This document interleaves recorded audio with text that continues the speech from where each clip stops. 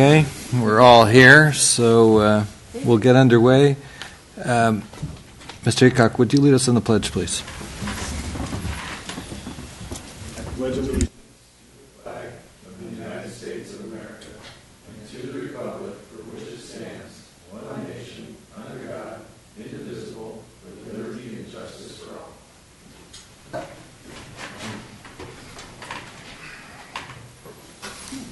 I'll call the meeting to order, and Ms. Camara, would you please take the roll? Commissioner Pont? Here. Commissioner Monette? Here. Vice Chair Knudsen? Present. Chair Hardy? Here. That brings us to the public forum section of the meeting. This is an opportunity for members of the public to address the Commission on items that are not listed on the agenda. Because of restrictions imposed by the Brown Act, the Commission may not engage in discussion or take action on matters not described on the agenda.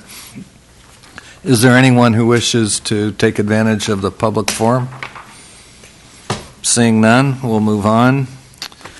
That brings us to the consent items on the agenda. We have one, the minutes of October 2nd, 2018. Members of the Commission or the public may ask for an item to be removed from the consent agenda for discussion. Is there anyone from the public who would like to discuss the minutes? Any members of the Commission? I will entertain a motion. I move to accept the minutes. Second. Ms. Camaro? Commissioner Monette? Yes.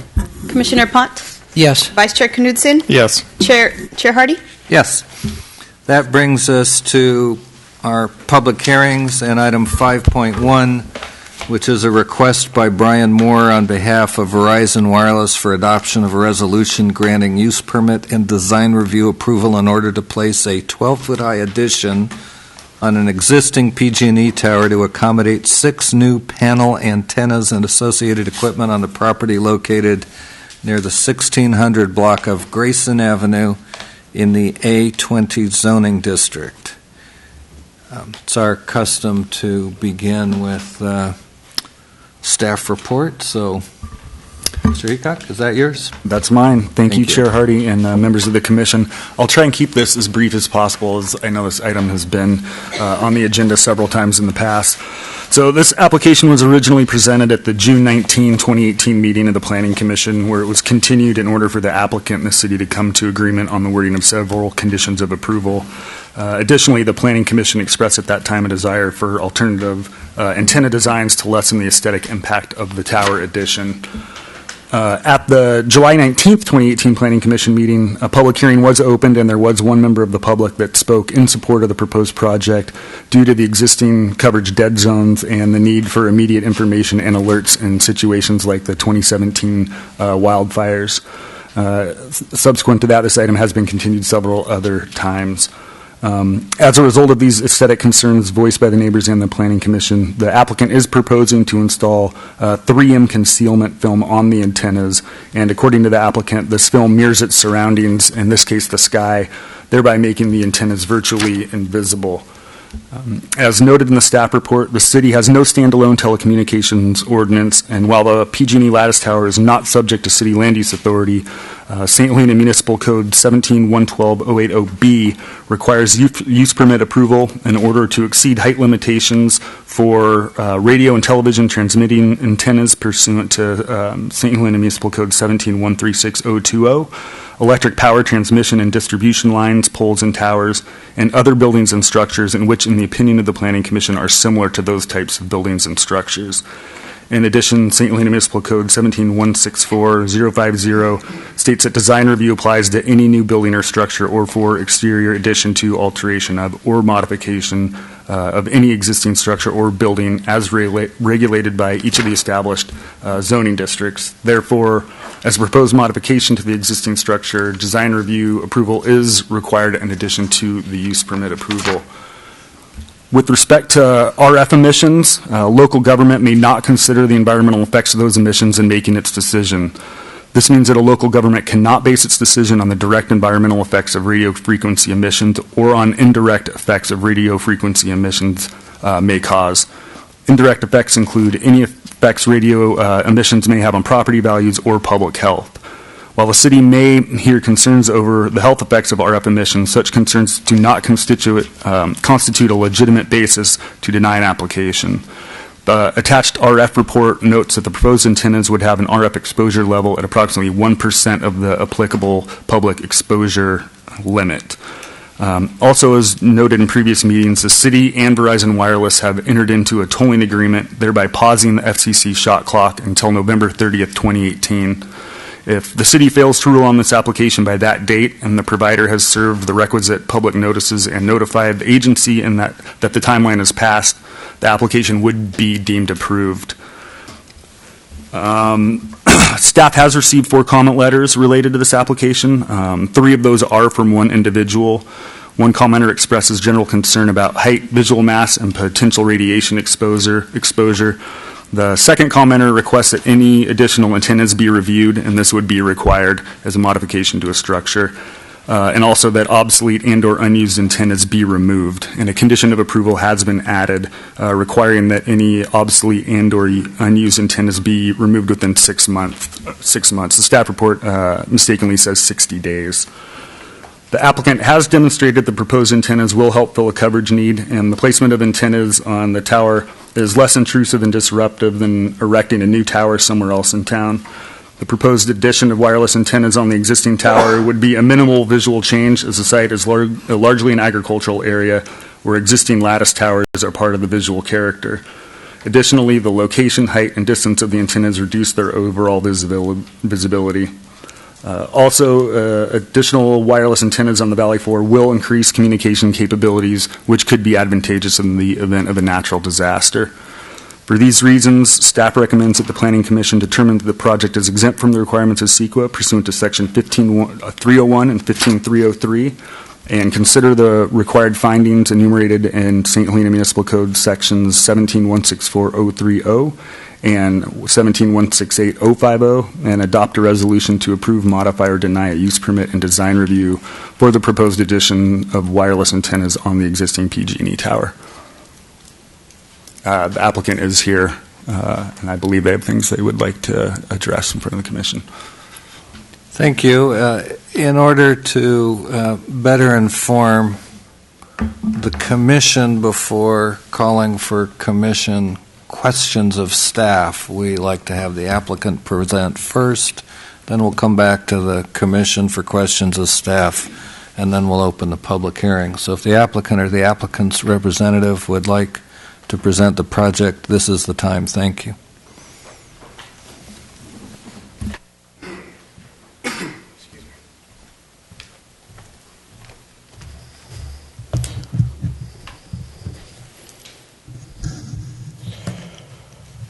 Good evening, Commission.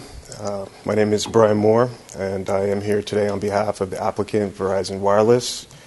I am here tonight to respectfully request approval for the conditional use permit and design review to install an unmanned wireless telecommunications facility on the 1600 block of Grayson Avenue. So thank you for having us.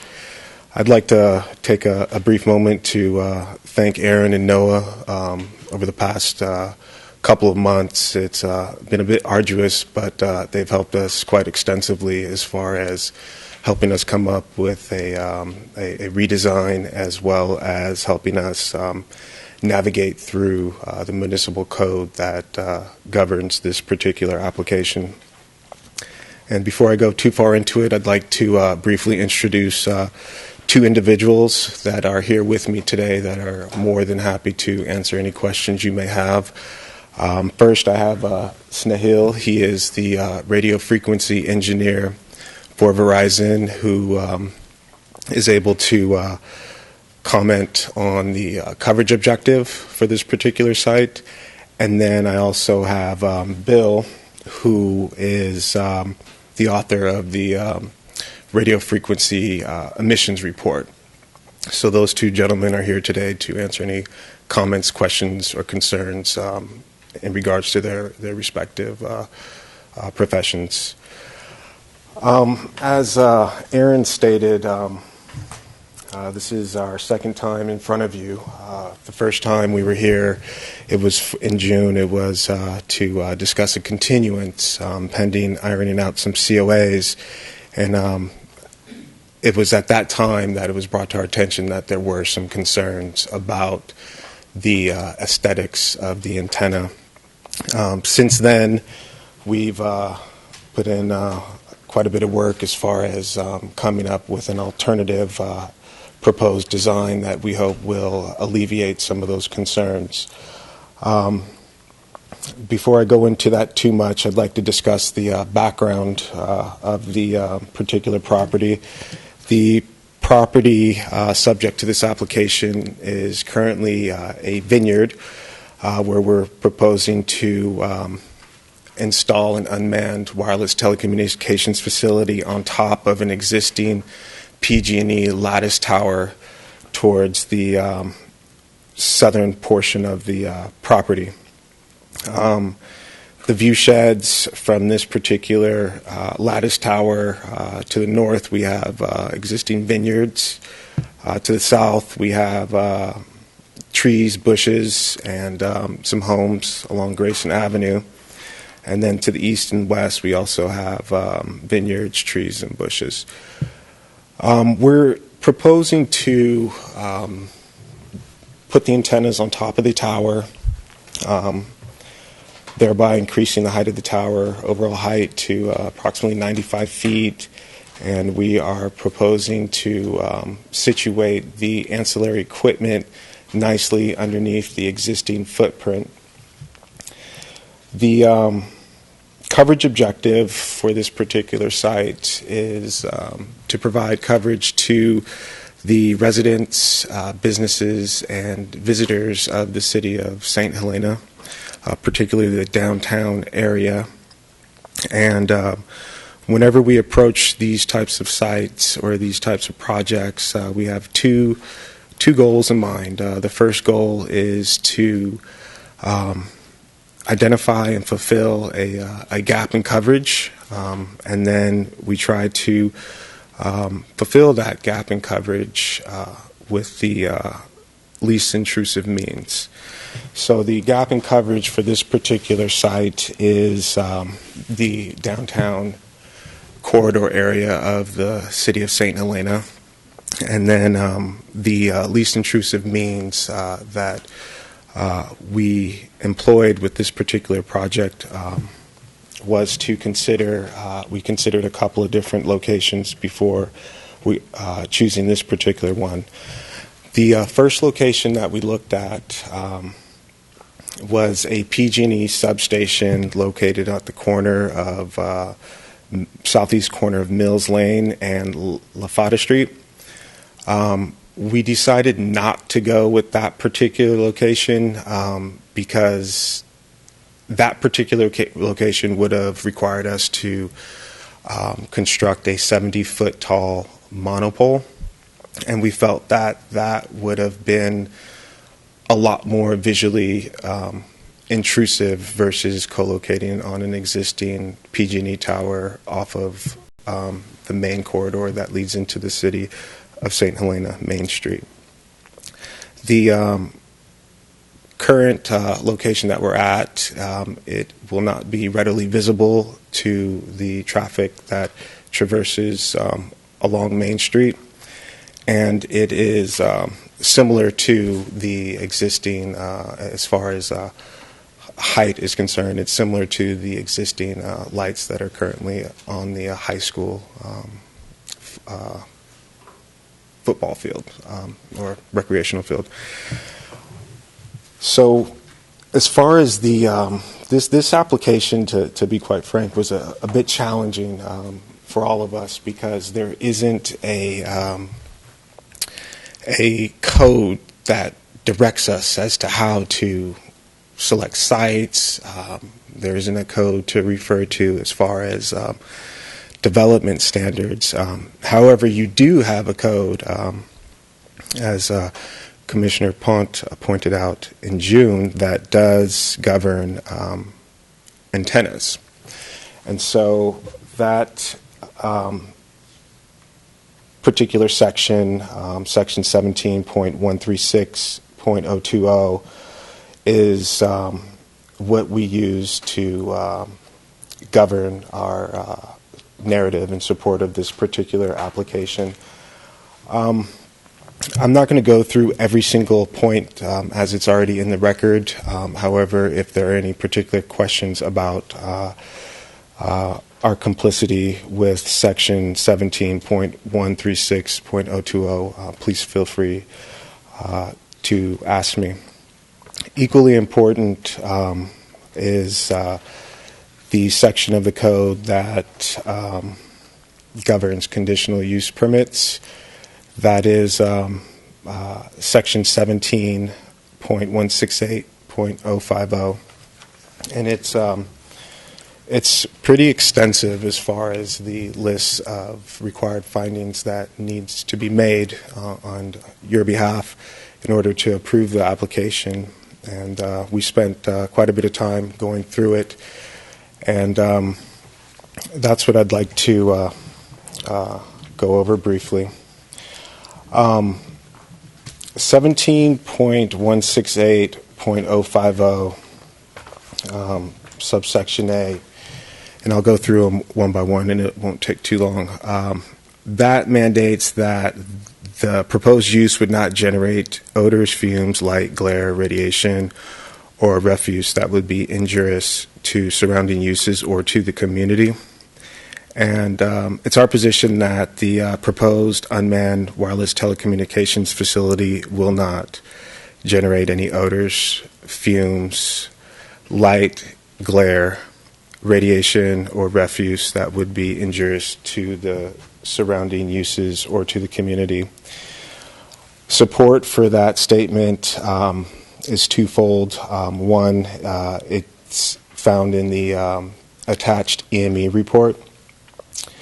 And as mentioned, Bill is here to discuss that. As Aaron mentioned, we are at 1% as far as emissions of radiation, as far as the applicable, acceptable levels.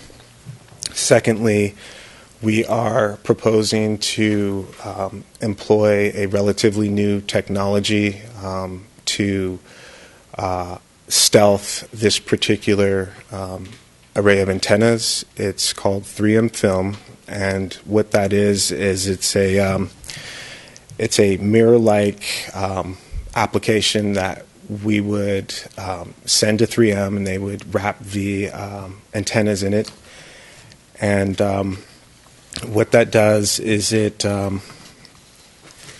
provides a mirror-like surface that adapts to the changing weather conditions. So what's really nice about that, especially at that particular height, is whatever conditions are present is what it would reflect, thereby minimizing any or mitigating any visual aesthetic intrusions. Equally important is that 3M film has light scattering properties, which minimizes glare. Light scattering properties that minimizes glare. Yeah. Subsection B of section 17.168.050 mandates that the proposed use would not generate levels of noise that adversely affect health, safety, or welfare of neighboring properties or uses. This particular project, we aren't proposing a generator. Oftentimes with these unmanned wireless telecommunications facilities, a generator, an emergency backup generator, is part of the project, and that's really the only part of it that would generate noise outside of the initial construction of the site. However, as mentioned, With this particular application, we aren't proposing a generator as part of this particular application, so noise is not going to be an issue for this particular project. It will not. There will be no noise emitted from this particular site outside of construction.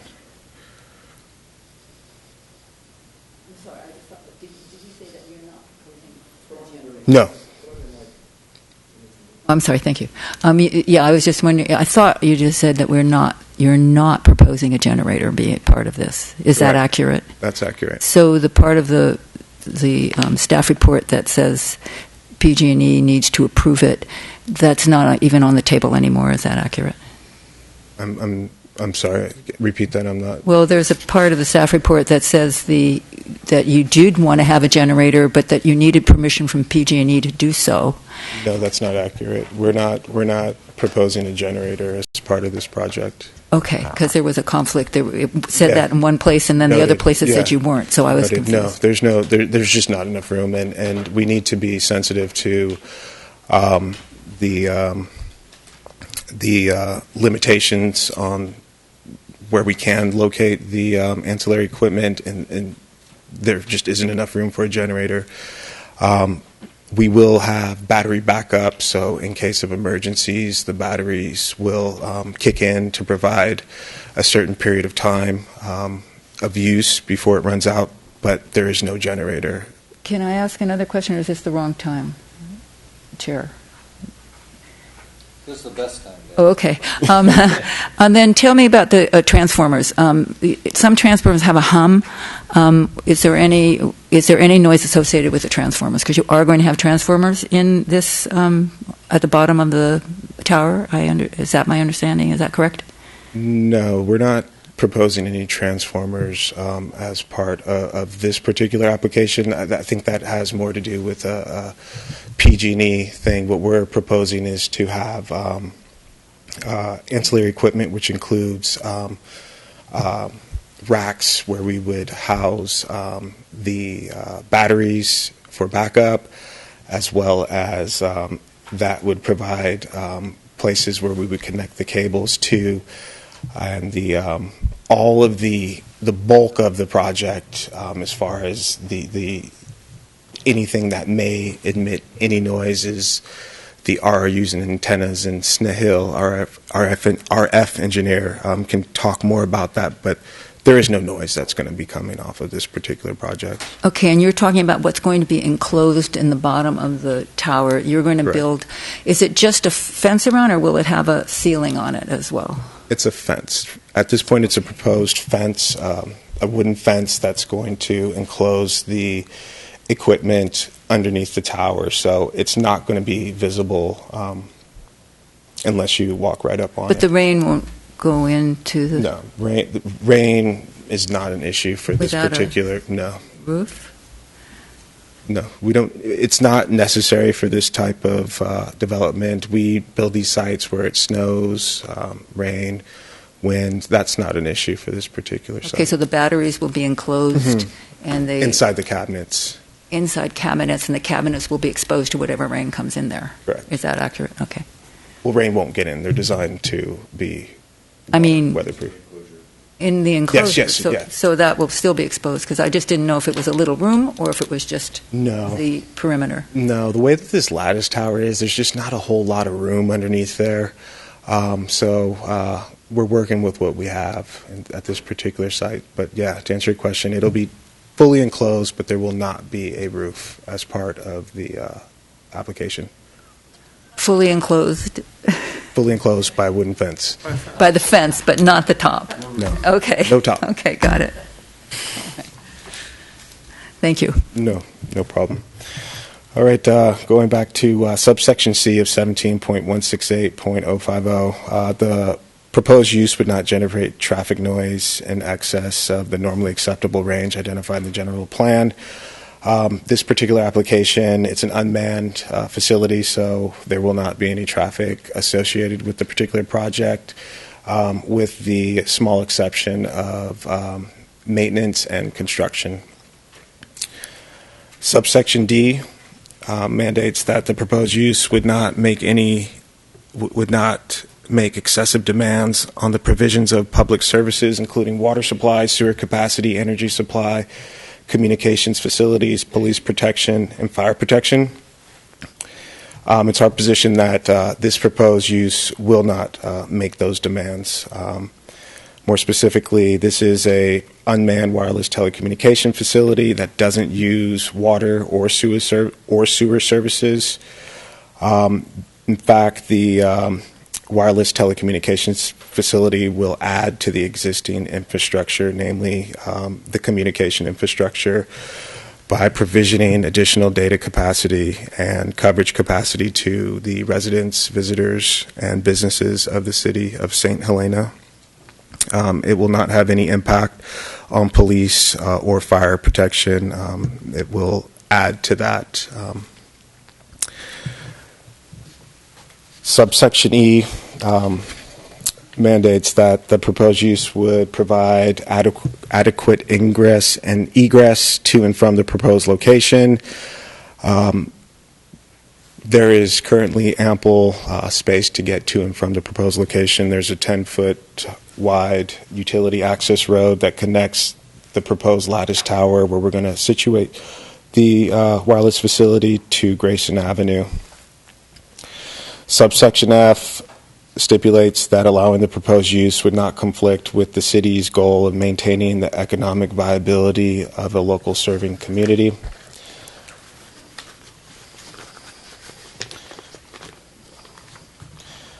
It's our position that the proposed use will not conflict with the city's goals of maintaining the economic viability of the local serving economy. One of the central themes of the City of St. Helena's general plan is economic viability, which in part is based on heritage tourism. As you can imagine nowadays, most, if not all, people use cellular devices to communicate.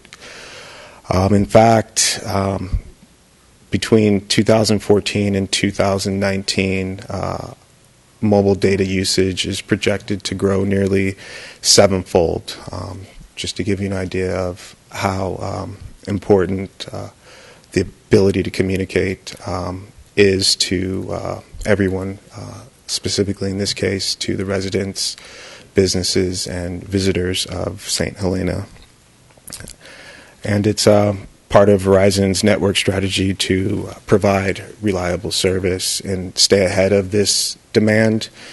And in order to do so, Verizon needs to add sites such as this one to be able to accommodate that that current use and projected demand on its existing infrastructure. Thereby, the residents, visitors, and businesses will see an increased data and connectivity speed as far as their cell phone usage is concerned. Subsection G stipulates that the proposed use would be compatible with the surrounding land uses and would not conflict with the purpose established for the district. The current land use designation for the property subject to this application is agricultural, A20. And the purpose of the A20 district is to promote and implement the policies of the general plan to preserve agricultural land uses and provide for future orderly development as the urban limit line is adjusted to accommodate urban growth. This district restricts the density of residential use and stipulates that the location and area of residential development to promote preservation of agricultural land use and reduce impacts to the provision of the infrastructure as the urban area of the city expands. It's with this particular application, we feel like we fall squarely within the spirit and harmony of Section 17.20.010 in two ways. First, the proposed use is compatible with the surrounding land uses and will not conflict with the proposed established district within where it's located. Immediately across the street is a high school that currently has relatively large light standards, The existing land use for the underlying property, where we're proposing to construct the unmanned wireless telecommunication facility. We're proposing to take advantage of an existing lattice tower.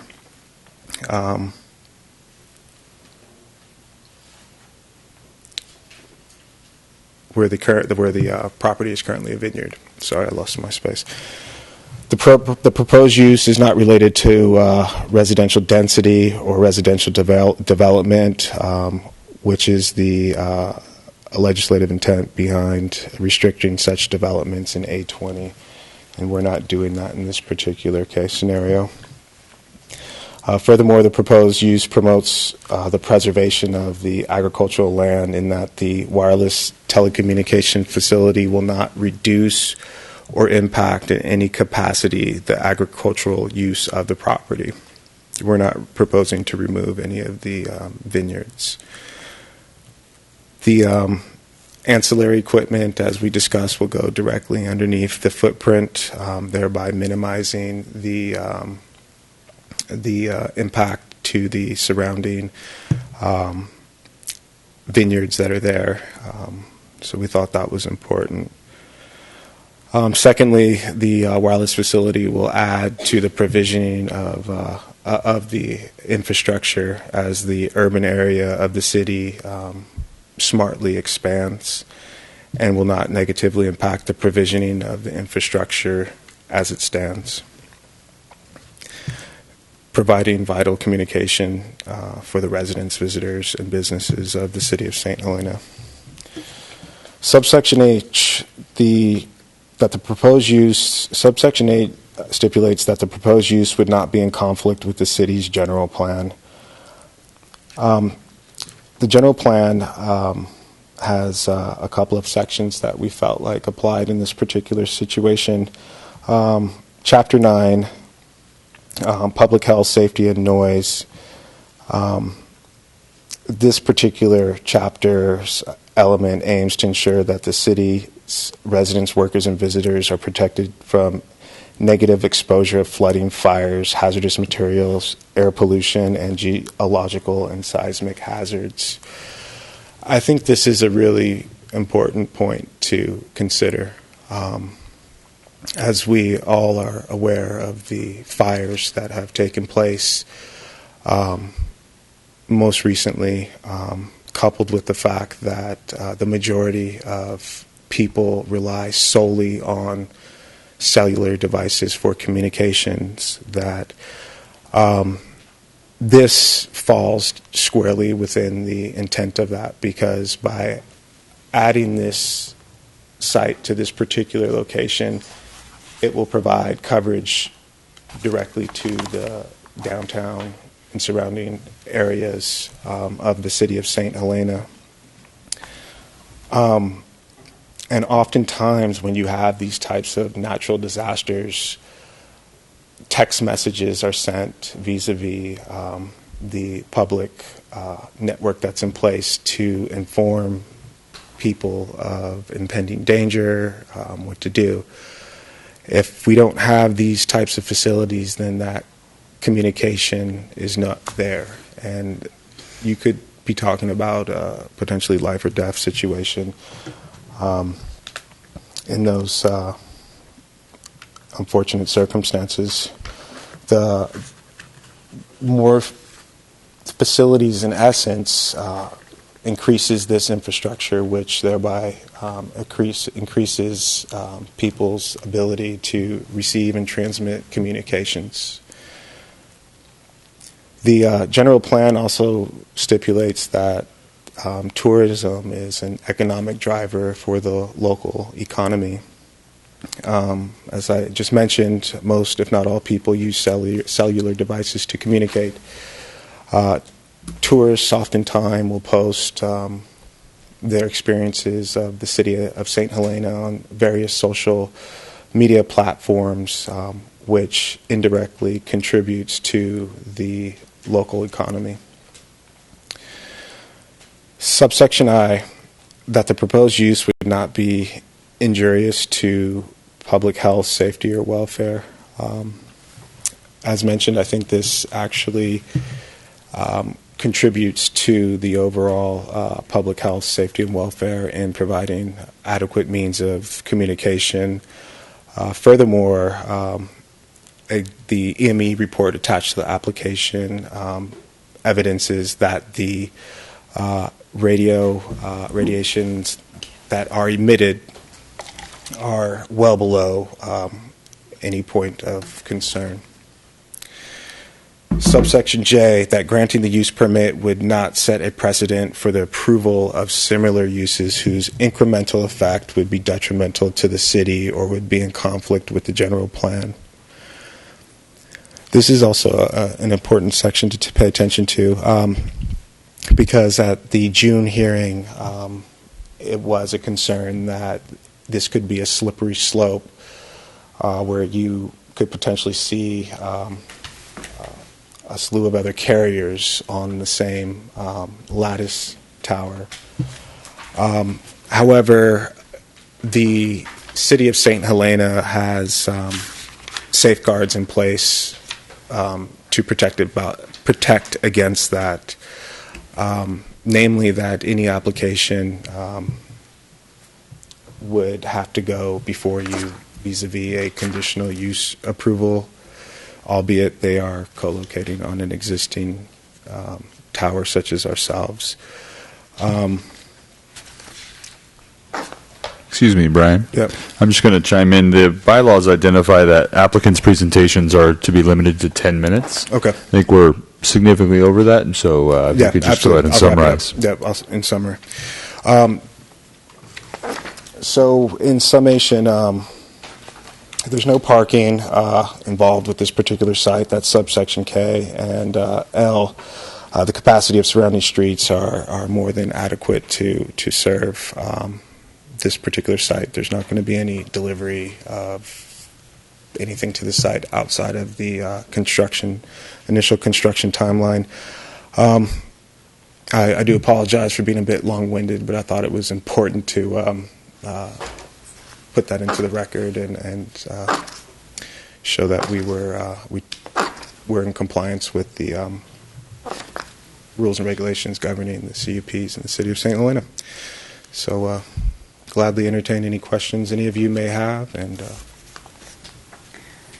Thank you. Any questions of the applicant's representatives? I have John? some, but go ahead. I do have some. Are we going to rotate back to staff at some point? Because I got a couple staff questions, too. Yes. Okay. I'd like to start off by saying, well, thank you for improving the look of the tower. Now that it's more of an erector set style addition, it closely matches what's existent. That helps. A couple questions on this 3M film. Has anybody else used it in this application? not in this city or this jurisdiction, but we do have it at the Verizon office where Snehill works out of. It's on top of the roof there. It's been widely deployed in Canada. It's relatively new, Commissioner Pont, so it hasn't been widely deployed, but it's really innovative way to really minimize the look. The theme of that is the less you see, the better it looks, and I mean that's a really novel concept in that it mirrors essentially whatever it's around. So as the weather changes, so will the look. In that it's relatively new, have there been any complaints or concerns about heat buildup, either externally or internally to the equipment? Light reflection off it. I mean, we have a lot of private aircraft in the area. In fact, there's a private landing strip not far away. I'm just wondering if there has been any concerns or objections to it because of light or heat. No. Okay. In terms of maintenance, how long does the film last, and how often does it have to be replaced? It lasts for 10 years. Okay. I didn't see anything in the resolution that called for the replacement and maintenance of this material, so I would appreciate if there be something in there That's on that. That's valid, for sure. Okay. Next set of questions. What did the other guys get? Excuse me? Well, you have in your proposal, at least you list 5 locations where you're improving your abilities to receive and transmit. What did the other guys get in terms of their structures? Are you talking about the other? Rutherford, Auberge, Angwin, Greystone. He's referring to the coverage map. You have the Oh. other locations. Oh, Commissioner Pont, I don't know. I didn't work on those Okay. particular projects. See, I'm just thinking that of what I'm aware in the unincorporated area, they've got a nice pine tree that doesn't look much like a pine tree when you get close to it, but nonetheless.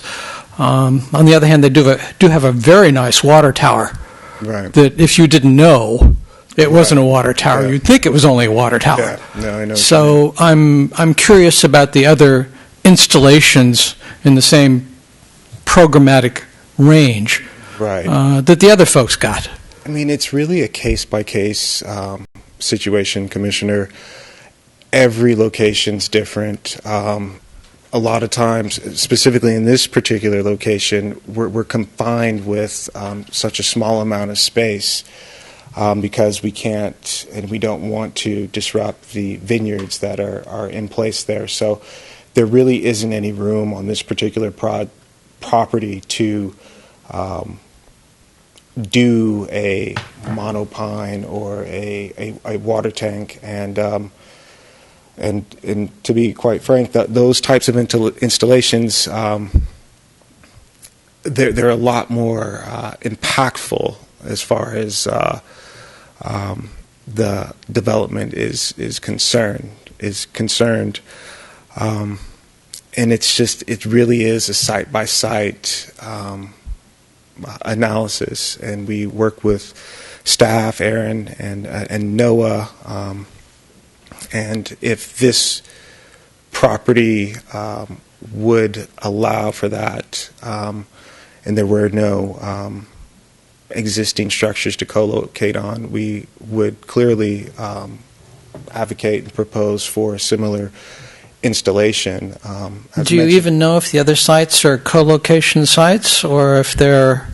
I don't. You don't know anything about the other sites that are part of this overall project. No, I don't know about those other sites. Okay. I haven't touched them. So, What's marginal and what? on your maps? You show marginal reception. What's marginal?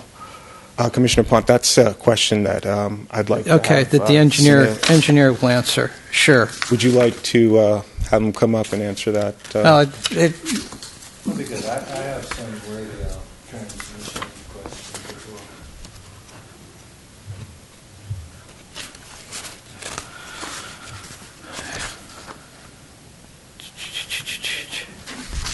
Shall we do it now? I have some. sure, we can I have do it. some We can- cell questions as well. I'm curious. Please. As the video this is interesting because there's no audience present here, aside from Jesse. Love that. But as a public record, and for those who may be watching or review this later on, this could be an education process for all of us. John, would you repeat your question then, please? Sure. Your charts on 60 of 94 and 61 of 94 show marginal coverage. What exactly is marginal? So I mean, first of no all- signal? First of all, good evening, and thank you for giving us the opportunity to present here. By marginal, it means you have signal, but you can barely make a call. You can probably make a call, but you cannot do data sessions, or you cannot do heavy uploads or downloads. So your phone is working, but it's not going to provide you the service which you are used to off now. So you can still make a call. It's not that you cannot make a call, but the call quality could be marginal. Your data throughput will probably be very average, so you won't be able to access videos or send attachments, things like that. Okay. On the charts, I'm presuming the areas that are lightest in color, very light pink, almost white, that's no coverage? So the chart should show you three colors. It should be green, yellow, and then red. And where you are not seeing any color, that's no coverage. No coverage. Okay. I'm trying to detect a decrease in no coverage between the two states, and I'm having trouble doing that.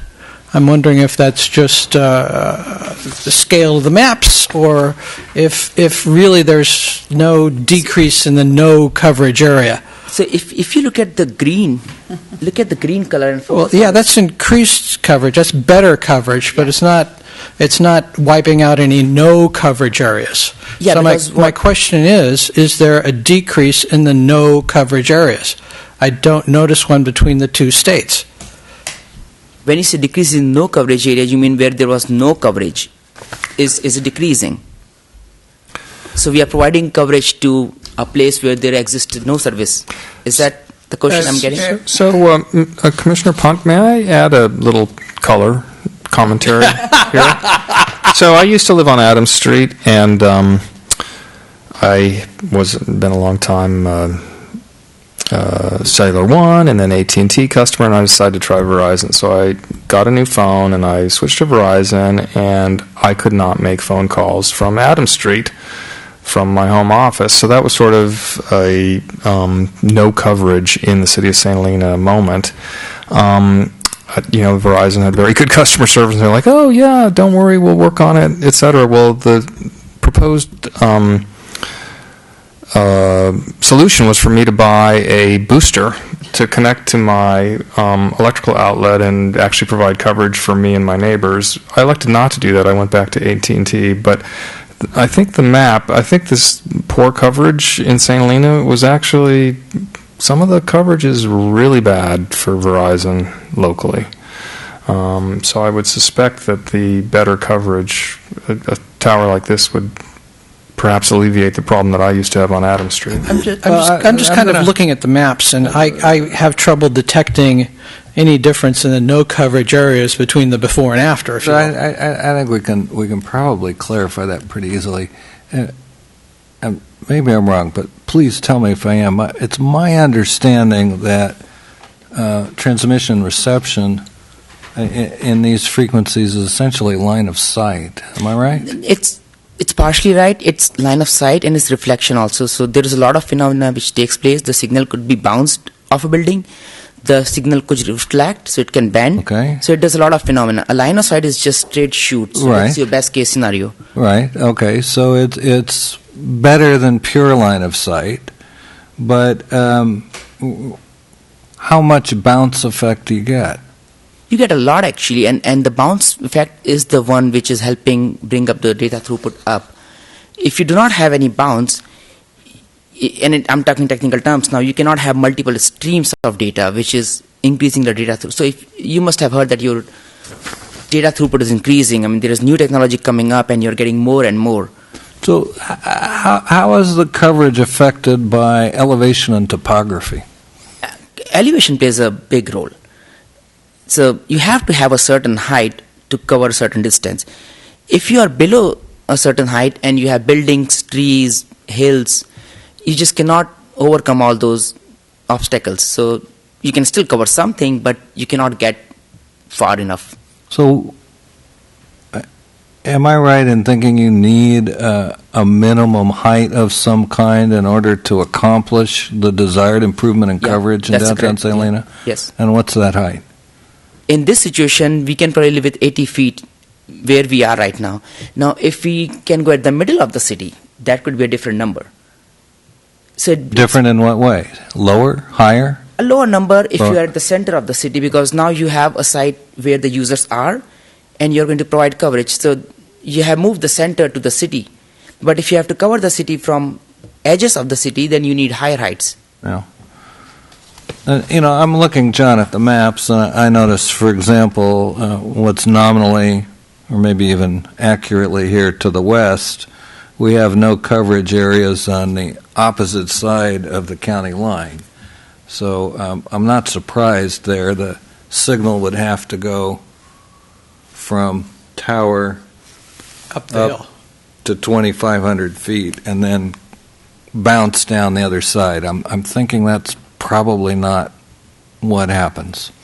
And similarly, we have extensive no coverage zone on the east side of Howell Mountain and down in the canyon where Kong Creek drains into Lake Hennessy. Those look to me like topographical blanks, but Yeah, but I was asking in part because it looks to me that some of the restrictions under federal law basically devolve to, do you have coverage? So that's why I was asking. So Okay.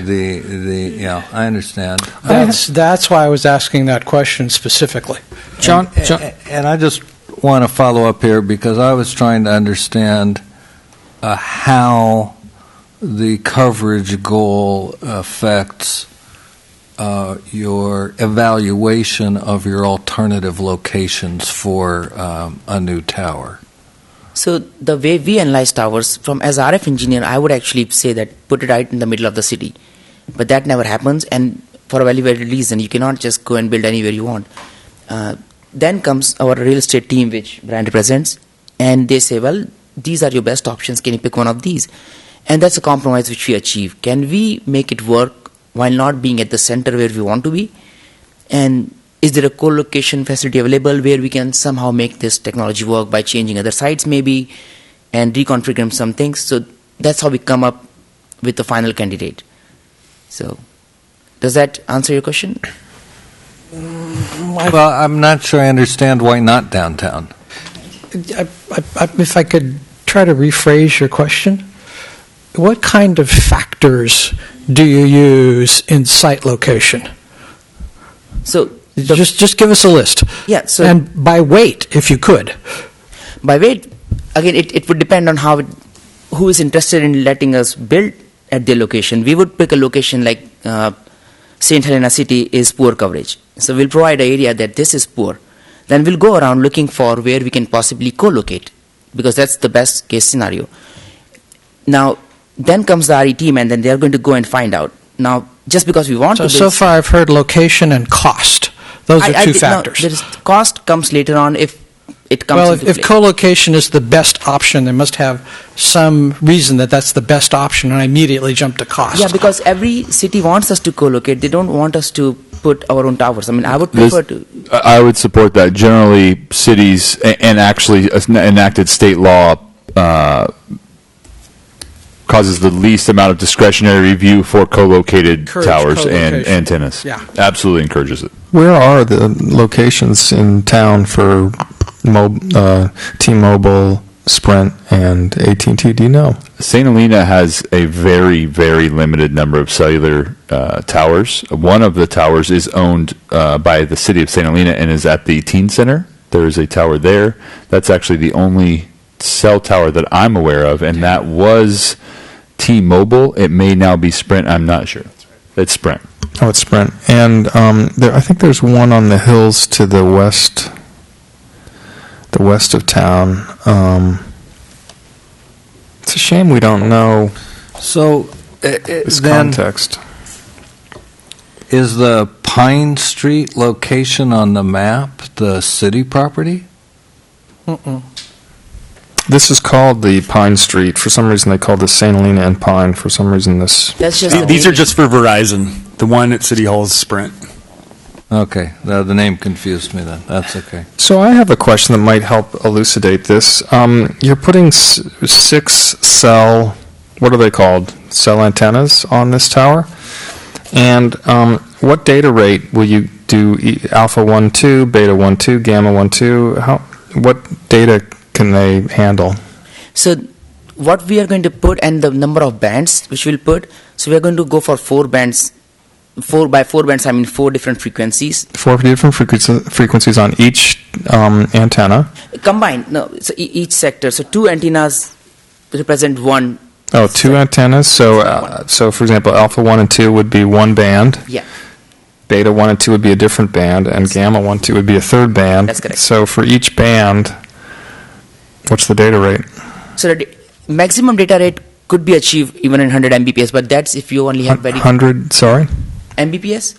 But that depends, and again, Megabits per second. yeah, it depends on where the user is and how many users are using the system. Right, so that would be 300 megabits per second for the entire structure, is that correct?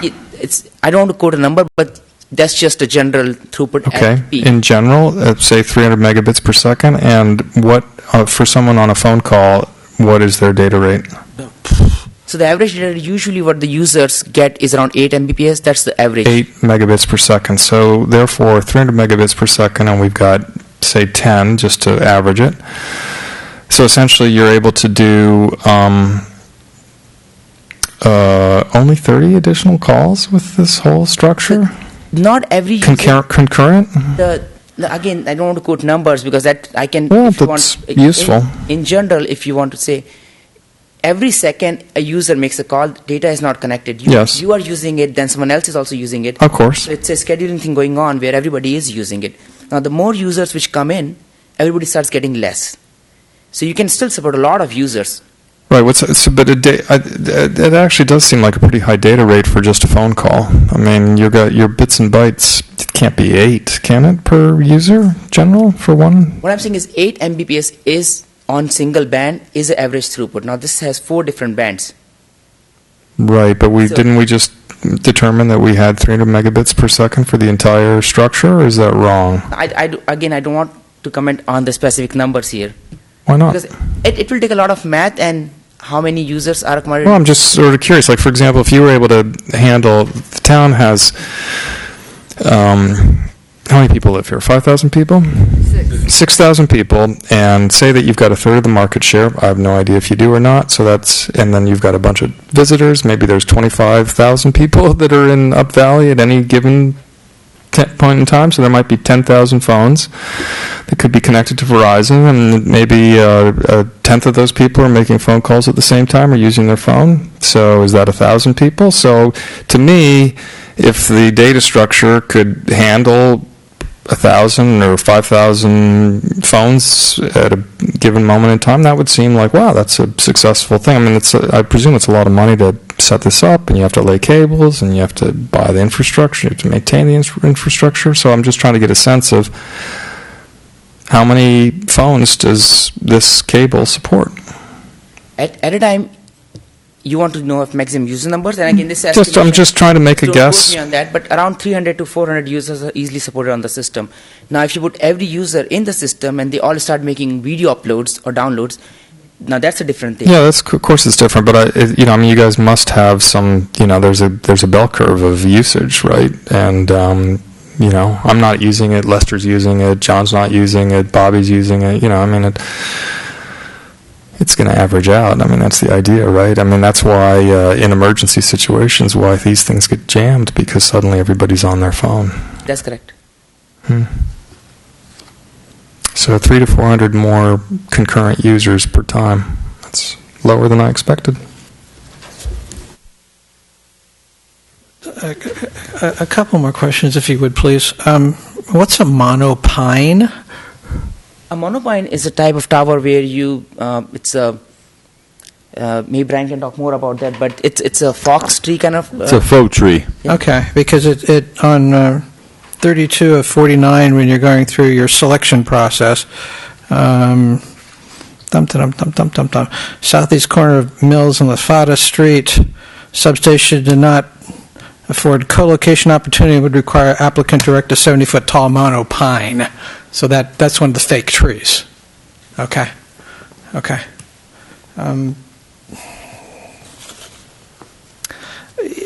This may be more of a question for staff when I get to it, but Then should we wait?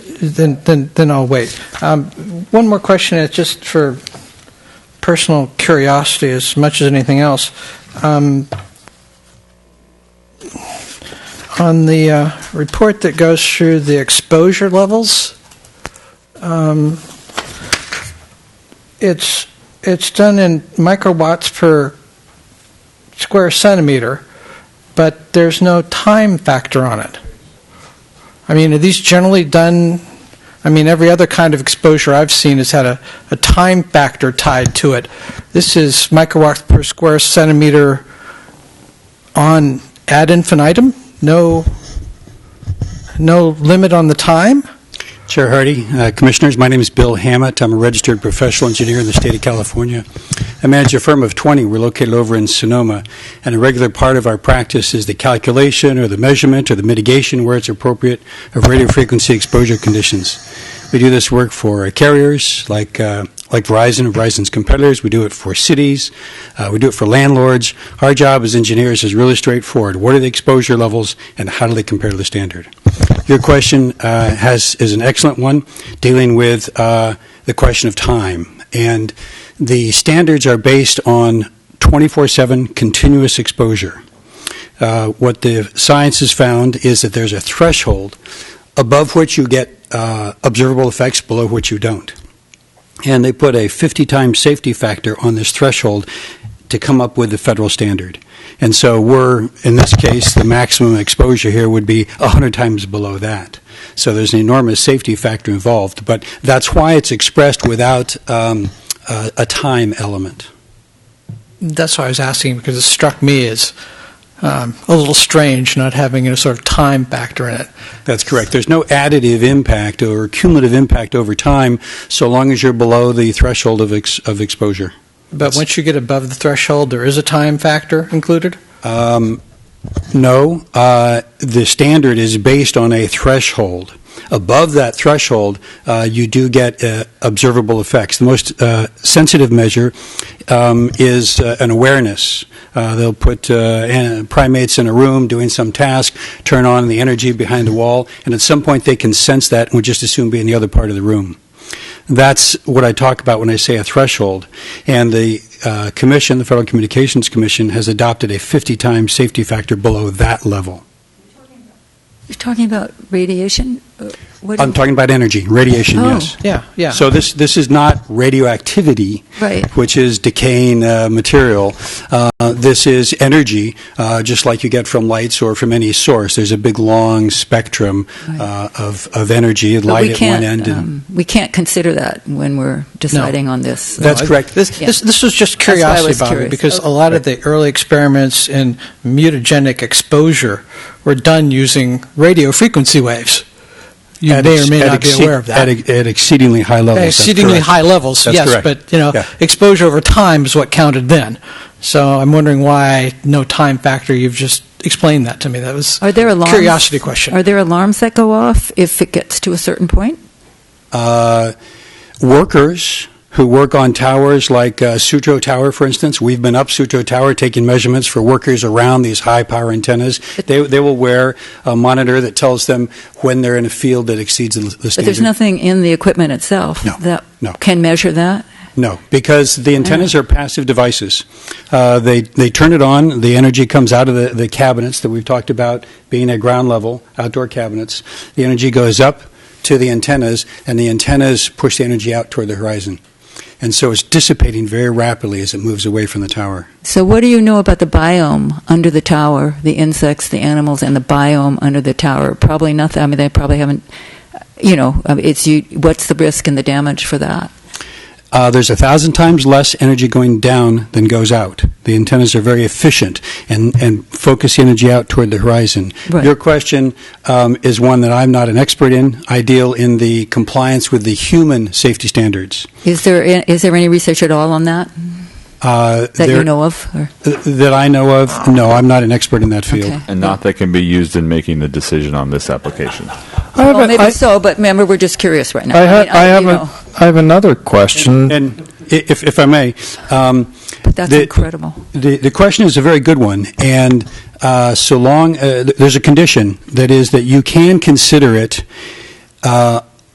in terms of requiring the applicant to show that they comply with the federal standard. Once they've made that showing that it complies with the federal standard, then it's off the table as an issue for the basis for your decision. So that's a key distinction. Some people say, oh, you can't talk about it. Well, you can talk about it, but the issue is, does it comply? And the report that I've prepared with my staff would confirmed by measurements at literally thousands of sites, says that it will comply, and we guarantee it'll comply with the federal standard as proposed. Well, I'm curious. You're an engineer. Mm-hmm. Do you see there'd be any possibility to develop and patent a device that would measure when it would get close to that threshold? I mean, is that because I don't understand this? Is that something that's even measurable? And if so, seems to me there should be built-in. It's very measurable. I have 7 instruments that are designed for that purpose, and we are out measuring all the time. Built in. Should be built in, so a person wouldn't have to be there to do it. That it would turn itself off if it went over a certain level. It doesn't vary. When the energy is pushed up into the antennas and pushed out toward the horizon, that's a steady state condition. So it's not like this is varying over time. Okay. So you're saying it could never get to a dangerous area? That's correct. That's correct. Okay. Thank you. Can you explain to us, because maybe it's you or Sunil, the other expert here, what is the interference that high-power lines cause with cellular, if any? Because you are up above them. The reasoning for that, I presume, was safety, but also is there some interference with the electromagnetic? No. Okay. No, they're very different. Interestingly, a wavelength at 60 hertz, which is the frequency at which the transmission goes or comes out of the wall, yes. 60 hertz, a wavelength is 5,000 kilometers. Here to New York is one wavelength. Okay. The wavelength that Verizon is using is a matter of inches, so there's really no compounding effect. That's electrical. Oh my God. The separation from power lines is a mandate of the zoning code. Our zoning code or California standards? Our zoning code, which is very much antiquated when viewing telecommunication infrastructure. Okay, interesting. The California Public Utilities Commission also has regulations about spacing. Thank you. Oh, yes. I think this is for staff. I Hey, think thank our you. antenna regulations were adopted, in fact, in response to some complaints about ham radio towers. And there was a lot of frustration over the limitations on the city's ability, which in some ways even more directly than this are preempted, but you get some limited scope, and I'm all but certain that's exactly how that section of the code was written. So, are there any other questions for the applicant or the applicant's representatives? If I don't not, think so. we'll proceed to questions of staff. Okay. Do you have more questions, Bobby? I have a question of staff. No, I mean for the applicant and the applicant's representative. I haven't thought of it yet. I probably will as soon as you close it. Does the public get a chance? No, they don't get a chance. Not yet. Not yet. Okay. So, it's time for questions of staff. I do have a couple. It sounds like you're going to include the film maintenance in the good. I'm trying to figure out how the federal communication requirements regulations work with our zoning code the way it's written right now. The FCC, if I can read that, limitations shall not unreasonably discriminate among providers of functionally equivalent services. And then our thing calls for granting the use permit would not set a precedent for the approval of similar uses. Now, if we approve this use permit, it seems to me that under the FCC regs, we couldn't deny the next one that came in to co-locate on the same kind of tower, because now you would be unreasonably discriminating between That's a good point. I think that would be a question for the city attorney. However, they are taken on a case-by-case basis. So just because we denied it for a reason wouldn't mean we were discriminated against another provider. I recognize that we have our process, and that would require them to go through it. But if at the end of the day, it would be, quote, unreasonable discrimination if we told another provider that they couldn't co-locate on top of a PG. Let's say they pick the next PG&E power pole in line, the one closer to Main Street, right? Would it be unreasonable discrimination? I just don't want to expose us to hand stamping every one of these that comes through because we're now trapped by approving one. So from the staff perspective, I think that's a valid concern, but it is also individual use permits are judged on their individual merits and the characteristics of each application and each site. So while that may be one factor that needs to be considered in making the decision, should we get another such application, staff is not prepared to say that an approval tonight or denial tonight would be a de facto decision on future similar applications. I would feel more comfortable if staff was able to say either yes or no. I don't see how one could, John, honestly. I mean, I'm looking at this in context, and I'm thinking about, salient factors in the current application, and it seems to me that, one important question is functional equivalence. So, for example, one can at least imagine an application for a co-location that doesn't functionally improve coverage, which this one does. So I don't know that the claim of discrimination would be meaningful. On the other hand, I think it's probably true that if there were a provider who had some demonstrable problems with coverage that were most readily addressed by co-location similar to this one, the argument that denial would look like discrimination would be a lot better. But we can't. I certainly don't see how staff can make a categorical answer. But we absolutely cannot, and further, we can't prejudge future applications. We just can't do that from this position. This decision is based on the merits of its application and the materials provided. Future applications will be judged based on that. Yeah, but it's that, I have to say... It seems to me we could seriously weaken our position of denial of a future application because we accept this one. Onto this particular tower or an addition or a different tower, John? I'm curious as to on your this one, on an additional one, on one just up from it, on one just east of it or west of it. But non-discriminatory is about identical conditions, right? And so identical conditions would be this particular tower. I don't think it would be any particular PG&E tower, isn't that? Well, I'm not so sure an attorney would agree with that. They would be more than willing to make the argument. Well, I do have something to say about the other thing I think maybe is this increases their coverage. Yes, increases their data coverage, their data carrying rate. I'm just thinking this is probably a proto 5G installation as much as anything else. What's the proto 5G? Well, everybody's going to fifth generation. They're moving in that direction. This is moving in that direction. Yes.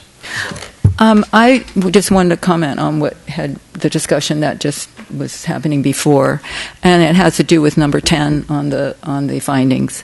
And if every single application were completely independent and there was no chance of cumulative effects or, and there was no chance of having precedents set, number 10 wouldn't be there.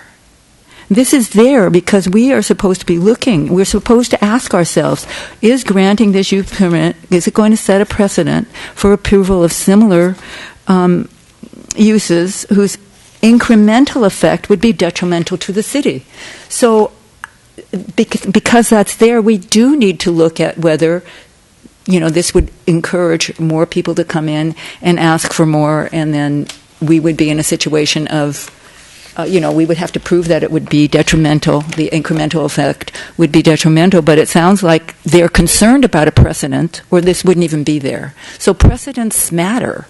And my point is to completely minimize the idea of setting a precedent by saying every application is considered on its own merit is not quite. It seems a little bit disingenuous to me, and it's always a tricky area. But I think that we need to respect number 10 in our findings when we're discussing this stuff. I think it's crucial to bring it up. So anyway. My other questions basically circulate around antennas, but it is antiquated. It is ancient. I do believe it was indeed written for ham radio installations. I'm pretty sure I can remember the controversy that prompted it. Yeah, well, let me say this. You're sticking a 12-foot antenna on top of a already very tall structure.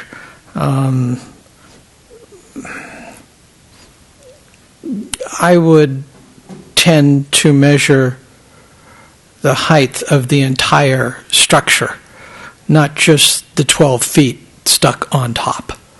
That would be like saying, well, I've got a 1,000-foot tall structure. If I put another 1,000 feet on top of it, I'm okay because I already have a 1,000-foot tall structure. This is going to be the tallest thing in town by far. So not measuring it as a single thing is, I think, a bit specious. But I will agree off the get-go that our antenna development standards are so out of step as to be not particularly useful. But I've got the feeling we're doing a little Texas two-step by not calling this whole thing the height of the antenna, because they're putting the antenna up that high because that's how high they need. But it's not like adding a whole new 90-foot structure. I mean, it's not. I mean, they could put one right next door that would be a second structure. It's just 12 feet on top of an existing structure. It's like adding You have to look at the total height, though. Well, yeah, but it's not. I mean, if you deny it, it's not like the structure goes away. The structure exists. Yes. So, Yes, but an entirely different use. I mean, the use of the structure is the 95 it's feet. infrastructure. The use of the structure is the 95 feet. The use of the structure is not 12 feet. Well, I have a fat question for the staff. Does anybody else want Can I have one more question for staff? of And then, I think this is really very interesting, actually. I think it's fascinating. I would encourage next time we have one of these, for some reason, we have a lot of imprecise data, and I'm not an engineer, I'm not knowledgeable about this stuff, but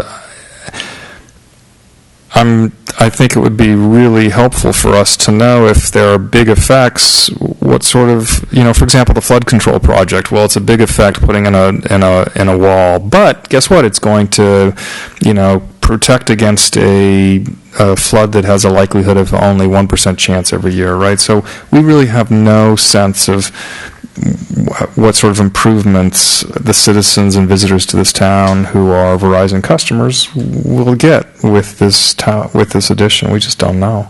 We have some guesses. It seems very, very small to me. Maybe it's different in 5G land. So it'd be interesting for us to try and quantify, given that there are negative effects, it's a taller tower, what's the positive effects? And that would be useful for applicants. And maybe that's something that we can bake in next time when we revisit the code, which we're required to do in this particular instance. I would agree. I mean, let's see what the balance is here. What are we getting?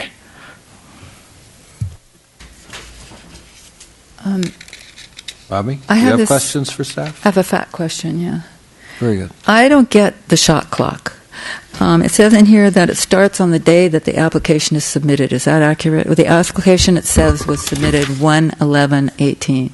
So the shot clock ran out on 150 days from that, which is... So it starts and stops. So it starts on the day the application is submitted. We have 30 days to respond with a completeness letter. Once we give them a completeness letter, it stops. Then once they resubmit, it starts again. So it stops and starts and stops and starts based on that, which is why we did the tolling agreement. But then from 7/19 to 8/19, they asked for a continuance on 7/19, 6/18, and 9/19. So that was their request. Does that stop the clock when they I make believe the it does. request? We did with their attorneys and our attorneys. We did a whole start and stop timeline that we came to agreement on. Because that was 89 days. It's been vetted by both our attorney's office Okay, and their because attorneys. it's like, what? Okay, Yeah, so yeah. that was that question. And then I'm wondering if you had, and I suppose maybe this was for the applicant, but I wanted to know in terms of maintaining that film, I'm just wondering, as you've got not very much experience with it sounds like, so I'm just wondering if it's damaged, will there be contact information for neighbors? And is there going to be some way that people can call someone if it gets damaged in some way when that happens? And can that be built into the... I don't know about the contact information part of it, but we will add, per Commissioner Pont's request, a condition of approval stating that if damage, that it needs to be repaired and maintained over time. I'm also- betting, Bobby, that wait a second. it's similar to Also- a film 3M makes for stop signs. Okay. Also, I wanted to know, as requested in one of the letters we got from the public, and by the way, another code is the Code of Public Opinion, even though we don't have code on this specifically. But I was wondering if you guys abandoned that, if you were to get the tower and then you decide you're getting out of here, is there something in the agreement that you would take it down and clean it up and do everything that you're supposed to? And then the other thing was, would there be any security around the batteries? Because it seems to me if they're just in cabinets that somebody might want to break in and take them. I'm not Bobby, sure. answer the first question. So we also added a condition of approval stating that if the antennas are no longer being used or become obscured, that they will be removed within 6 months. Okay. And then the second part of the question I can answer. You guys, do you come every month? How do you maintain these things? Do you just go away until something happens and you're called? Or is there someone checking the batteries, making sure they're still there? Or you have cameras? Or I don't know. They're your batteries, and I don't know how valuable they are. The cabinets are locked. They're not accessible to the general public. So, and then if something does go awry with the facility, Verizon knows. They're able to identify that remotely, and then they would send a personnel out there to fix whatever may be So they'd going know on. if a battery was taken They would know. from They the would- cabinets? They might not know if a battery is taken unless something power went out and tripped it and it didn't come on. However, I think your point was, are there safeguards to prevent that? And the safeguards that we employ are locking.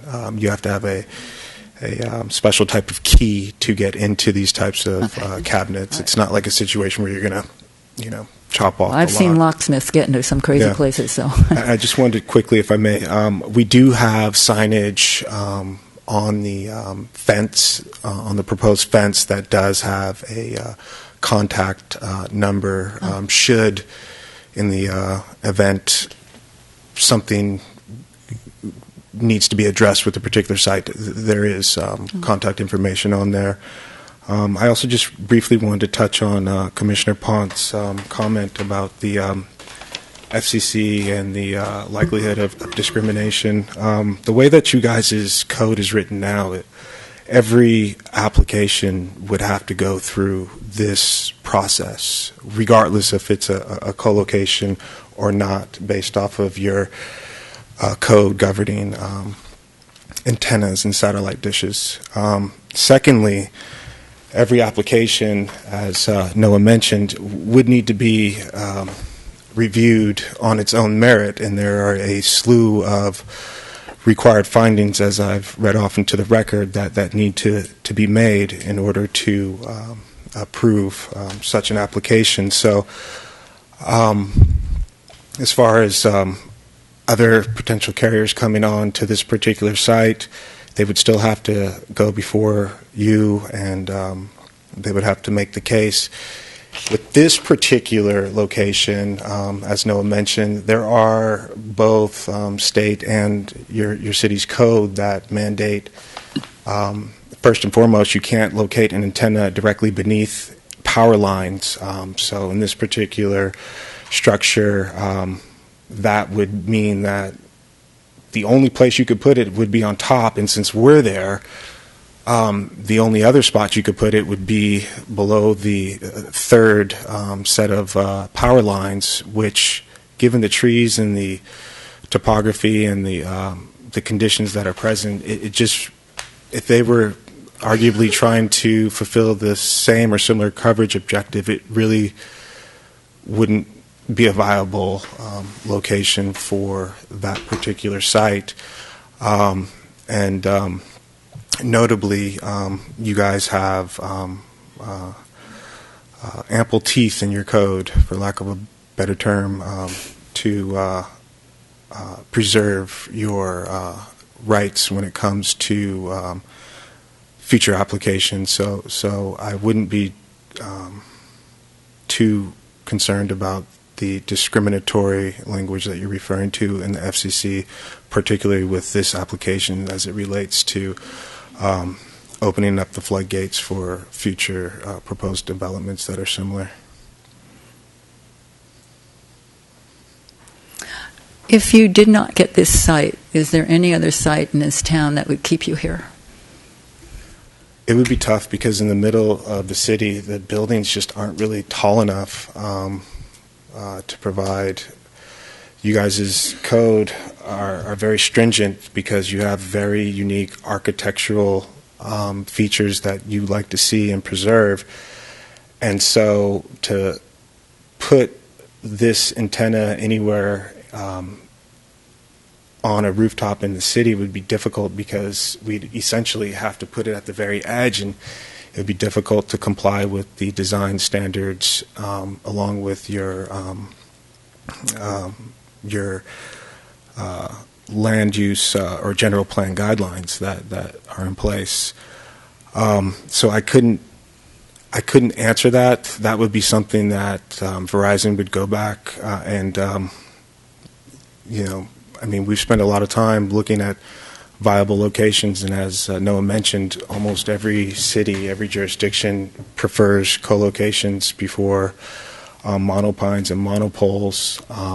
And as Snehal mentioned, there's certain criteria that we need to that we take into consideration when we go through this site selection process.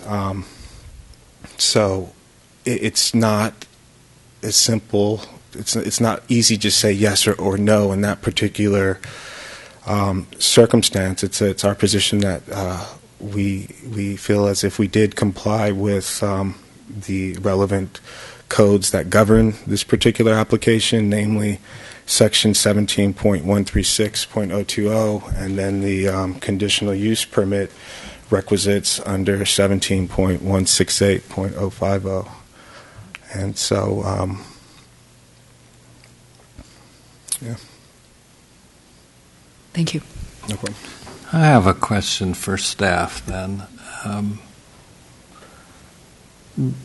In this proposed additional condition regarding removal of obsolete or unused components on the tower, what's obsolete supposed to mean? Or to put it differently, well, it's really a two-part question. What does obsolete mean, and why isn't unused enough?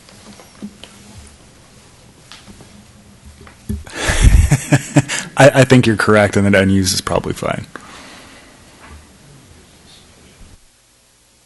Thanks. Oh, mic's back on. Okay, so sounds like we've finished questions of the applicant and questions for staff. This is a required ritual, but I will open the public hearing and ask if any members of the public would like to address the commission. Seeing none, I will close the public hearing. I love this thing. I don't know why. It's an illness. Yes, it is. It's testosterone poisoning. So, I think it's time for our discussion.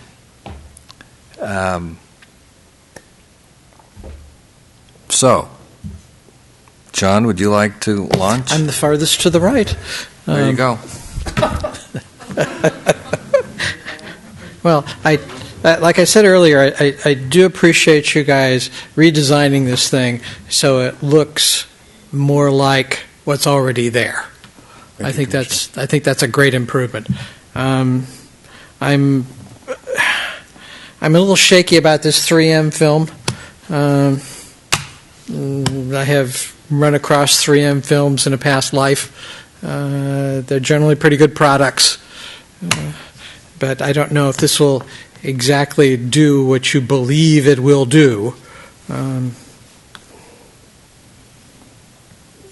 Non-focusing optics is quite an endeavor, and I'm not sure that this will indeed do what it is intended to do.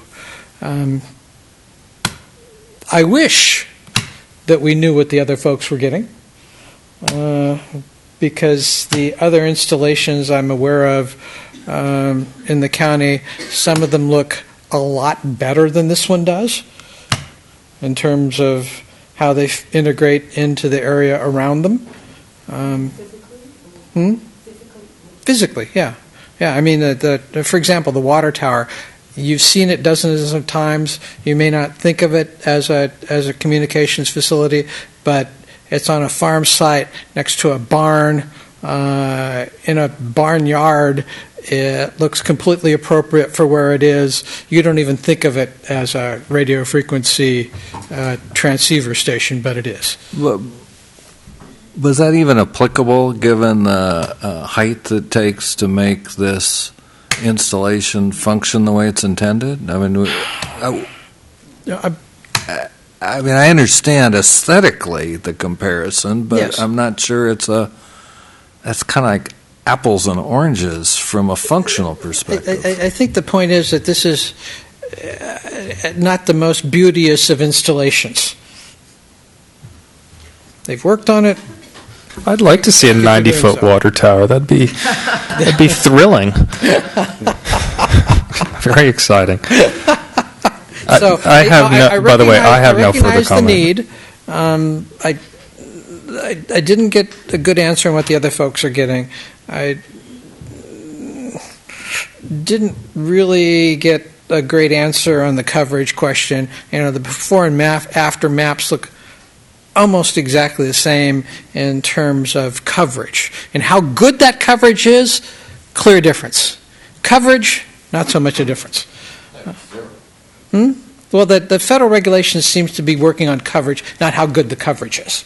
Okay? So it's a viable question.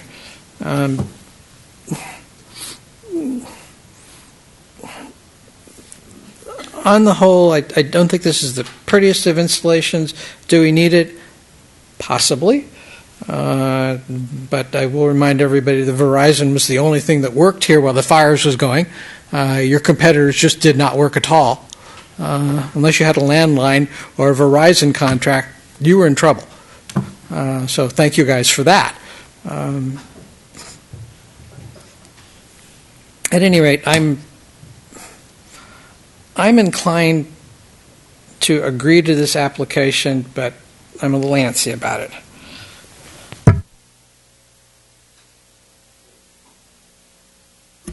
The farthest person to my left is Bobby. Okay. Well, I came in with a pretty grumpy, but and I had all these general plan references for noise and for view, because it has to be consistent with the general plan. But you seem to have done a lot. You seem to have done what you need to do to alleviate my concerns about the noise and the views. I'm really worried that there might be glare and the neighbors might get glare in their, but you're saying not. I'm just wondering, I don't know. I mean, it seems to me if it doesn't work, that maybe you have a plan B about the view. I mean, if it does work, it's an amazing solution. So I don't know if you can insist on a plan B in case there's glare in people's houses or anything like that, or if you would be willing to continue to try to mitigate the view issues, because part of the Code of Public Opinion did express concern about that, and that's, I would, it seems to me that you might be willing to do that, because you've been willing to do all these other adjustments. Absolutely. And then, to me, if it's an improved, it doesn't need to be more coverage. If the coverage that you get is improved, I think that's a good thing.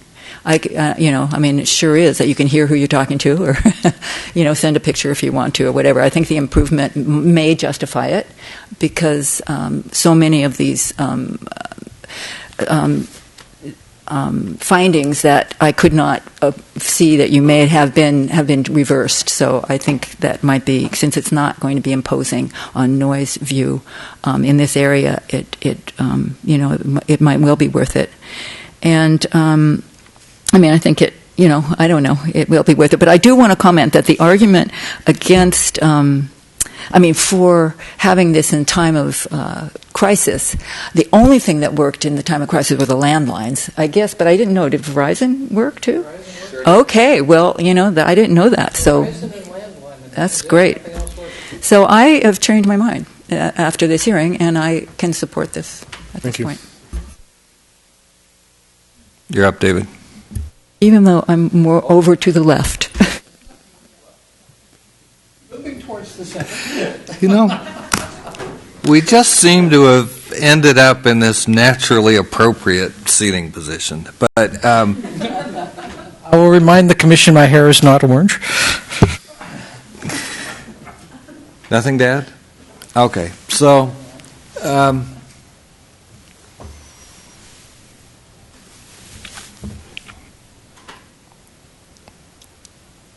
this project brings back, this sort of strange sense of a personal connection to me a long, long time ago. Not so terribly far away. I had a job at the headquarters of PG&E in the land department, indexing right-of-way acquisition summary sheets on 3x5 carts.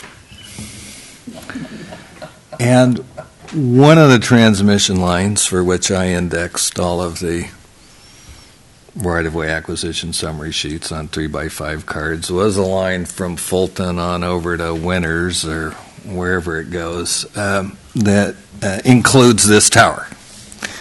I just can't quite forget about that somehow and thinking on this application.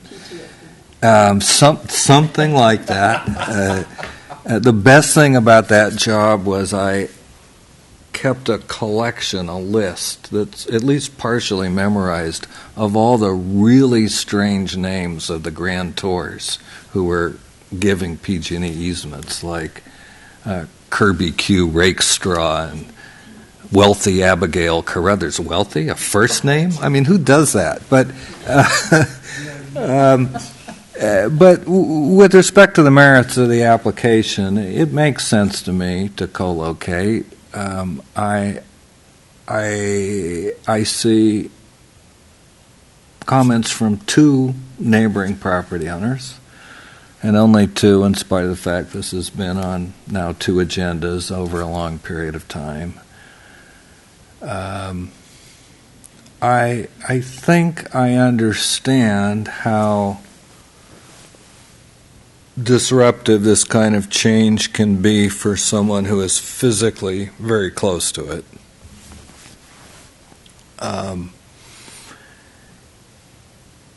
My best sense is that none of the property owners who live adjacent to that PG&E transmission line like it. I think they all of them, every single one, wish that transmission line and its towers would disappear, which obviously it's not going to do anytime soon. So I do understand why adding anything to it would be disturbing to those who were closest. But I don't think that's an appropriate basis for denial for us. The Mylar film, you're just going to have to forgive me, it really makes me think of Winnie the Pooh and the blue balloon that was supposed to make him look like a cloud in the sky. It didn't work very well for him. I'm hoping that the Mylar works really well here. I'm inclined to believe that it will make some improvement, even if it doesn't do as much as the most optimistic rendering would suggest. I'm inclined to think that it's better than nothing. I'll be surprised if it's not. With respect to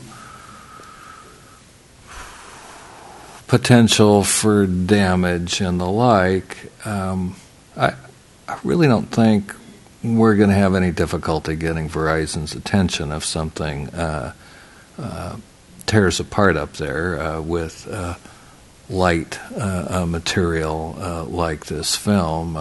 It's a windstorm that would seem to me to be or maybe a lightning strike on the tower. Those would be the things you'd be concerned about, but I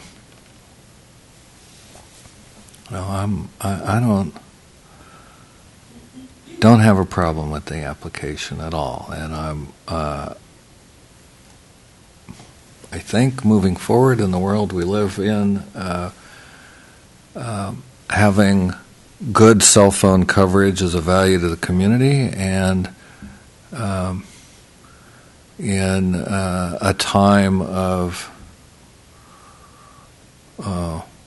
more and more monopoly or near monopoly conditions in terms of providing services of this kind, having a competitive cell phone service environment, I think is a good thing for the community. So that's where I come out.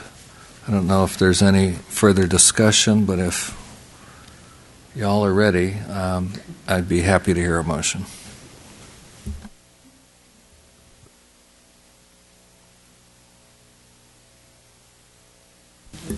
And hearing none, I move approval with the change to the conditions of approval as proposed, which will include removal of unused facilities. Second. Delete the word obsolete. Why do I- And the maintenance for the film. Thank you, John. And the willingness to go to a different plan if the film doesn't work, to address the concerns of the neighbors about the view. I don't think that belongs in a condition myself. You can't? I'm not Oh. going to add that to my motion. Okay. All right. You're the boss. I'll second it. It's my motion. I get to do that. I know. I'll second it. Any further discussion? Ms. Gamera, would you take the vote, please? Chair Hardy, Yes. Commissioner Pont, Yes. Vice Chair Knudsen, Yes. and Commissioner Monette. Yes.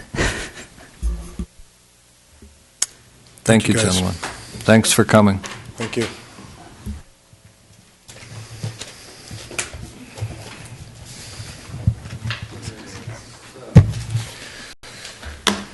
We have no scheduled matters. Are there any department reports?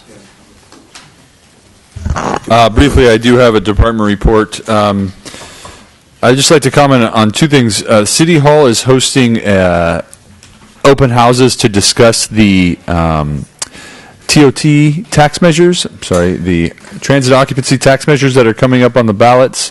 Tomorrow from 2 to 3, that's October 7th, tomorrow from 2 to 3 at City Hall, as well as Saturday, October 27th from 10 to 11 p.m. So that's just an informational open house that the city manager is hosting.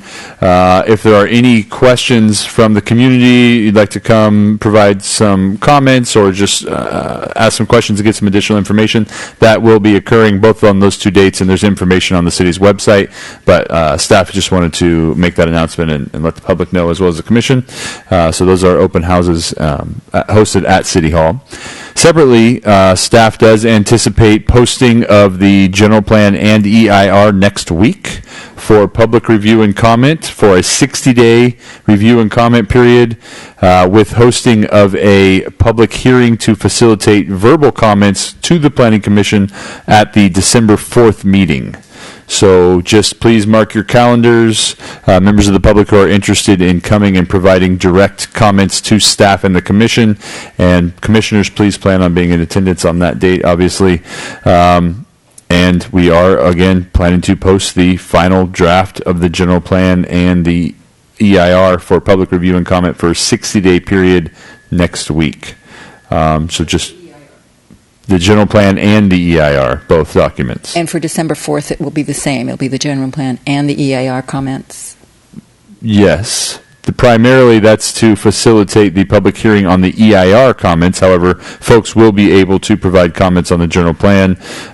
Given that we've had numerous discussion and public meetings on the general plan, staff would expect that comments will be focused on the EIR itself. However, we are absolutely willing to take comments on both documents. When can we get a hard copy? Hard copies will be provided to the entire commission and the city council by staff also next week. Oh, cool. We will print those and provide them to you in your mailboxes. Please give us a couple days. They may go up on the website prior to the hard copies being printed, but just be aware we are planning on providing hard copies to staff. They will be suitable for weightlifting, however, Bobby. That's exactly right. Booster chairs for Thanksgiving. Maybe they could be printed on both sides of the paper, I hope. Definitely. Excellent. And if you prefer digital, let me know, and I will send you digital copies if you prefer to review those that way. Director Hausch, we have a vacancy, and I'm wondering, we have applications. I'm wondering when we might have the benefit of an additional commissioner. Is there a... I'm wondering that myself. Is it on, do you know if it's on the agenda for City Council? I believe it is, but I'm not sure which date. I have a check-in with the city clerk and city manager tomorrow to address that topic, and I'll do my best to get some information. If you'd like to, send me an email. I have asked also. So it's pending. It obviously has to be, the applications have to be reviewed and voted on by the city council. I know the city clerk has been working with some logistics to allow all of the applicants to attend the same meeting because of the updated approval or appointment process, and so there was a little bit of logistics issues with that. And presumably the person would be seated in time for the general plan and EIR. Is that the hope? It was absolutely my hope that they would be seated in time to vote on the general plan and EIR, as that will happen in early 2019. Yeah, okay, good. It's just better to have more. So staff just wanted to point out those two things. I would Please, hate to see a 2-2 split on the general plan. That would be awful. staff is shooting for unanimous, so we'll see how closely we can get. And also, please keep me up to date on your vacation schedules as we head into the holidays, and just take a look at your calendars, and please let me know, as we do not anticipate canceling any meetings going into the November or December holidays. However, because the staff plans on working if there's items to present, and we did already agree to cancel the first meeting of the year, as New Year's Day falls on Tuesday for the city, for the Planning Commission. On the 25th of December. That's city council. That's a city council meeting date. Oh, that's right. We're on the 18th. We are not planning on canceling any commission meetings unless we have a quorum issue, which is why I'm asking about your vacation schedules. Can I wear my Santa's hat on the 18th? Absolutely. Please do. That concludes the department report. I'm hoping. Okay, that was department reports. There's a link to agenda forecast. Your mic. Oh, there it is. Okay, the agenda forecast is a link. We finished department reports. This meeting is adjourned.